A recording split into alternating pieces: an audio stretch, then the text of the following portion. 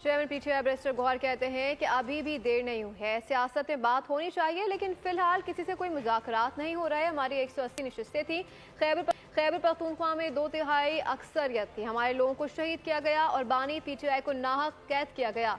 इसके बावजूद हमने कहा कि आओ बात करो। हमने सिस्टम को चलाने की भरपूर कोशिश की, मगर 4 कमेटियों से इस्तीफा देना पड़ा।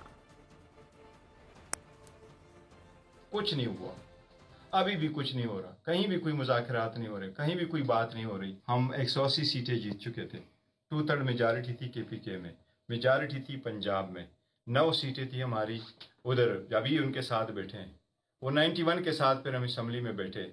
हमारे लोग शहीद हुए, हमने कहा बात करो, आगे बढ़ो। खान साहब को जेल में रखा गया, सजाएं हो गई है, नाहक हो गई, हमने रिजाइन कर दिया जी। बात यहाँ तक पहुंची, आगे देखते हैं कैसे चलते हैं, लेकिन देखो हमने बड़ी कोशिश की कि सिस्टम का हिस्सा रहे। सब्सक्राइब करें और बेल दबाएं ताकि कोई खबर रह न जाए।